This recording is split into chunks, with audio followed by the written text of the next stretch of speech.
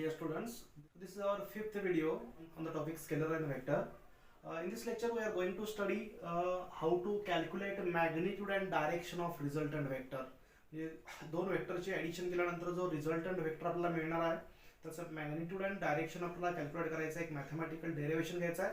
हे डेरिव्हेशन या टॉपिकमधलं अतिशय महत्त्वाचं आहे आणि जो फायनल रिझल्ट जो येणार आहे या डेरिव्हेशनचा तो आपला बऱ्याचशा टॉपिकमध्ये यूज करायचा आहे. So consider these are the two vectors. So this is vector P bar, आपण नाव काही देऊ शकतो. हा वेक्टर पी बार आहे. So this is vector Q bar and these two vectors are represented in magnitude and direction by the two sides of the parallelogram. हे derivation derive करण्यासाठी magnitude आणि डायरेक्शनचा जो फॉर्म्युला आपल्याला डिराइव करायचा आहे, रिझल्टंट वेक्टरचा magnitude आणि त्याची डायरेक्शन याचा फॉर्म्युला जो डिराइव करायचा आहे त्यासाठी आपल्याला पॅरलोग्राम लॉ ऑफ वेक्टर एडिशनचा यूज करायचा आहे. So by using parallelogram law of vector addition we can calculate magnitude and direction of resultant vector. 11th ला थेरीला क्वेश्चन जर विचारला तर कसा विचारला जाईल? Obtain the expression for magnitude and direction of resultant vector by using parallelogram law of vector addition. आणि जो final result आहे तो बऱ्याच टॉपिक मध्ये तुम्हाला न्यूमेरिकल सॉल्व करण्यासाठी, ऑब्जेक्टिव्हचे काही क्वेश्चन सॉल्व करण्यासाठी आपला यूज करता येतो किंवा यूज करावा लागेल आपल्याला. ठीक आहे. So these are the two vectors p bar and q bar. याचे आपल्याला ऍडिशन करायचे आहे. तर ऍडिशन करण्यासाठी आपण पॅरलोग्राम लॉ कसा यूज करतो तर ऑलरेडी आपण स्टेटमेंट बघितलं आहे. हे दोन जे वेक्टर्स आहेत they are represented by the two adjacent sides of the parallelogram. आणि ह्या पॅरलोग्रामचा जो पॅरलोग्राम आपण कंप्लीट केलेला आहे त्याला नाव दे तुम्ही. समजा हा जो कॉमन ओरिजिन आहे हा ओ घेऊया आपण. Suppose this is a point A, this point B and this point is C. हा जो पॅरलोग्राम आहे ए ओ बी सी, ह्या पॅरलोग्रामचा जो कॉमन डायगोनल आहे जो दोन्ही वेक्टरच्या कॉमन ओरिजिनला स्टार्ट होतो. पॅरलोग्रामला दोन डायगोनल येतील. हा एक डायगोनल असेल कुठला ओ सी, हा एक डायगोनल आहे आणि ए बी हा एक डायगोनल आहे. ह्या दोन्ही डायगोनल पैकी कॉमन ओरिजिनला कुठला डायगोनल स्टार्ट होतो तर हा जो डायगोनल आहे starting from point O ending on the point C, this indicates, this common diagonal indicates resultant vector of P bar and Q bar. हे आपण लास्ट व्हिडिओ लेक्चर मध्ये स्टडी केलेलं आहे in parallelogram law of vector addition. This diagonal of the parallelogram starting from the common point indicates resultant. ह्या दोन्हीचा हा resultant आहे. म्हणजे रिझल्टंट वेक्टर जो असणार आहे R bar should be equal to P bar plus Q bar. मग हा जो वेक्टर आहे रिझल्टंट वेक्टर त्याची डायरेक्शन ह्या साईडला आहे. त्याचं मॅग्निट्यूड किती असणार? This length of the diagonal indicates magnitude of resultant vector. आपला पॉइंट काय आहे? आपल्याला काय कॅल्क्युलेट करायचं आहे? We have to calculate magnitude and direction of resultant vector. म्हणजे हा जो डायगोनल आहे ह्याची लेंथ आपल्याला कॅल्क्युलेट करायची आहे आणि ती लेंथ म्हणजेच काय असणार आहे? That length gives magnitude of resultant. त्यासाठी एक दोन कन्सिडरेशन करूया आपण. समजा हा टोटल जो अँगल आहे, angle between two vectors, two given vectors is theta. हा टोटल अँगल थीटा आहे आणि हा जो अँगल आहे angle made by resultant vector with P bar हा अल्फा आहे. हे दोन अँगल आपण कन्सिडर केलेत. हा थीटा आहे, हा अल्फा आहे. आता एक कन्स्ट्रक्शन आपल्याला छोटंसं करायचं आहे डेरिव्हेशन डिराइव करण्यासाठी. हा जो फर्स्ट वेक्टर आहे ओ ए हा मी असा प्रोड्यूस केला. हा फॉरवर्ड डायरेक्शनला असा मी इन्क्रीज केला by dotted lines. So this line is increased और produced in the forward direction and draw a normal from point C on this line OA produced. ही जी OA लाइन आपण प्रोड्यूस केले त्याच्यावर हा नॉर्मल ड्रॉ करायचा आहे. समजा हा नॉर्मल ड्रॉ केला. CD is the normal drawn on the line OA produced. आता हा अँगल थीटा असेल तर ही लाइन आणि ही लाइन पॅरलल आहे. कारण पॅरलोग्राम लॉ असल्यामुळे ह्या लाइन, ही लाइन आणि ही लाइन पॅरलल आहे, सेम लेंथची आहे, सेम डायरेक्शन आहे. सो हा वेक्टर क्यू बार असेल तर हा जो दो वेक्टर आहे इथून मी ड्रॉ करणार आहे this vector is also Q bar. हा पी बार असेल तर ह्याला पॅरलल लाइन इथं आहे. हा वेक्टर सुद्धा काय असणार आहे? हा सुद्धा असणार आहे पी बार. आता इथून पुढे आपल्याला मॅग्निट्यूड काढायचा आहे त्यामुळे हा बार कन्सिडर करायचा नाही आहे. ह्याची लेंथ क्यू घ्यायची आहे, रिझल्टंटची लेंथ आर घ्यायची आहे.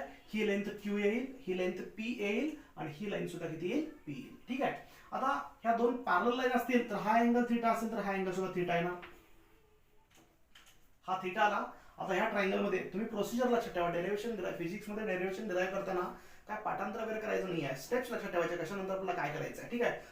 So with small introduction here we can take sin theta and cos theta in small triangle ACD. ह्या ACD ट्रायंगल मध्ये आपण sin theta घेतला. So what is sin theta from this triangle?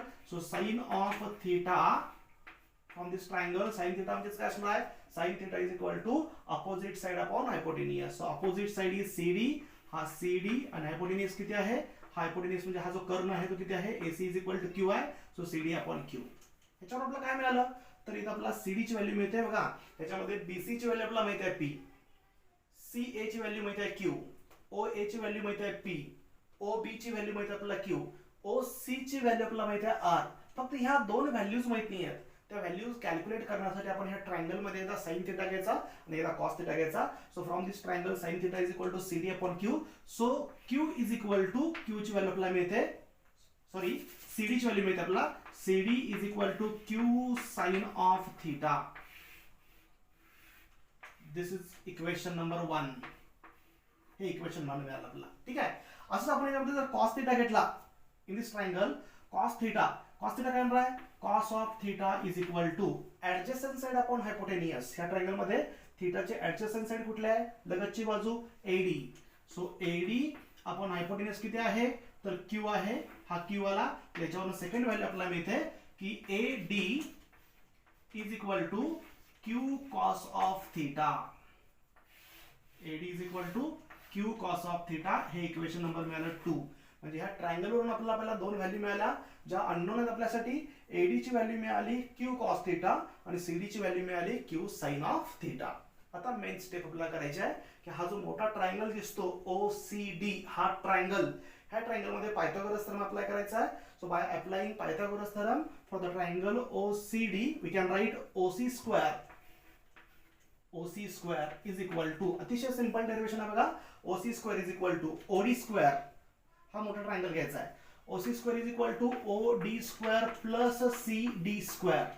OC square is equal to OD square plus CD square. आता हे simplify करत गेला तर तुम्हाला फायनली फॉर्म्युला मिळतो R चा, जे आपलं एम आहे. We have to find magnitude of resultant vector. ह्या R बारचा मॅग्निट्यूड काढायचा आहे. त्यासाठी ही स्टेप तुम्ही सिम्प्लिफाय करत जायची आहे. मग आपण सिम्प्लिफाय करत जाऊया. OC square we can write OC square as it is equal to OD. काय बघा, OD म्हणजे हे डिस्टन्स आहे, हा वेक्टर आहे टोटल. म्हणजे कशाची ऍडिशन आहे, OA प्लस AD. म्हणजे मी OD चे व्हॅल्यू अशी लिहू शकतो, OA प्लस AD म्हणजेच OD ब्रॅकेट स्क्वेअर प्लस काय येणार, प्लस CD स्क्वेअर येणार. So this can be written as OC square is equal to, आता इथं मग A प्लस B ब्रॅकेट स्क्वेअरचा एक्सपान्शनचा फॉर्म्युला वापरा. A plus B bracket square म्हणजे OA स्क्वेअर येणार, OA square plus 2 times OA into AD plus AD square. हे expansion झालं, ह्या ब्रॅकेटचं एक्सपान्शन केल्यानंतर हे आन्सर आलं. प्लस पुढे CD स्क्वेअर आहे, हा प्लस CD स्क्वेअर. डायग्राम कडे थोडंसं बघा. ही जी टर्म आहे ती काय इंडिकेट करते, AD square plus CD square म्हणजे काय आहे, AD square plus CD square. ह्या ट्रायंगलचा जर विचार केला तर AD square plus CD square म्हणजे काय असणार आहे, AC स्क्वेअर. म्हणजे AD स्क्वेअर प्लस CD स्क्वेअरच्या ऐवजी आपण प्रश्न होतो, ह्या ट्रायंगल मध्ये जर आपण पायथागोरस थेरम अप्लाय केला तर AD square plus CD square म्हणजे काय असणार आहे, AC स्क्वेअर असणार आहे. तर याच्या ऐवजी आपण AC स्क्वेअर पुट अप करूया. So OC square is equal to OA square plus 2 times OA into AD plus AC square. AC square, AD square plus CD square म्हणजे AC स्क्वेअर. आता याच्या व्हॅल्यूज पुट अप करूया. तर values काय काय बघा. तर इथं OC हे डिस्टन्स आहे, लेंथ आपण मॅग्निट्यूड काढवलंय, फक्त लेंथ घ्यायची आहे R बार घ्यायचं नाही आहे आपल्याला, फक्त याचं मॅग्निट्यूड पाहिजे आहे. So OC means R. So R square is equal to म्हणजे OC म्हणजे R आहे. So R square is equal to OA. काय बघा, OA P आहे म्हणजे P square plus 2 times OA म्हणजे P आहे इंटू AD ची व्हॅल्यू काय ऑलरेडी आपण कॅल्क्युलेट केले, AD म्हणजे Q cos theta. So P into Q cos of theta. AD ची value Q cos theta, OA ची व्हॅल्यू P प्लस AC काय आहे, AC मीन्स Q बार आहे म्हणजे व्हॅल्यू किती आली Q म्हणजे हा Q स्क्वेअर. दोन्हीकडे स्क्वेअर रूट घ्या. So R is equal to square root of P square plus Q square plus 2PQ cos of theta. तर हा जो फायनल रिझल्ट आपल्याला मिळाला आहे, this gives magnitude of resultant vector. R ची value मिळाली आपल्याला. So R is equal to square root of P square plus Q square plus 2PQ cos of theta. मग याच्यामध्ये 3 केसेस आपण घेऊ शकतो की हा थिटा 0 असेल तर फॉर्म्युला काय येणार बघा. इथं आपण हा व्हेरीफाय होतो का बघूया. हा थिटा जर 0 असेल, if angle between two vectors is 0, हे दोन वेक्टर्स आहेत, हा पी बार आहे आणि हा वेक्टर क्यू बार आहे. दोन्ही मधला अँगल थीटा झिरो घेतला तर हे पॅरलल वेक्टर झाले. आता पॅरलल वेक्टर मध्ये ऍडिशन कशी करायचं तुम्हाला मी सांगितलंय थर्ड लेक्चर मध्ये. How parallel vectors are added. Parallel vectors are directly added to each other.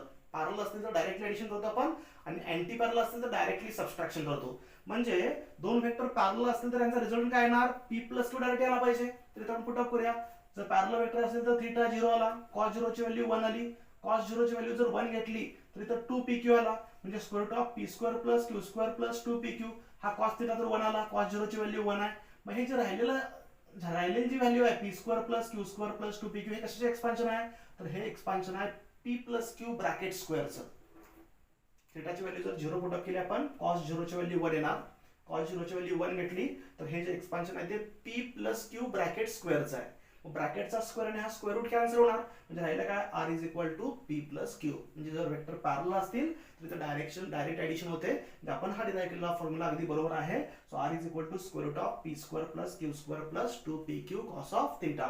So this formula gives magnitude of resultant vector. आता आपला डायरेक्शन कॅल्क्युलेट करायचे आहे, कारण आपलं डेरिव्हेशन आहे magnitude and direction of resultant vector.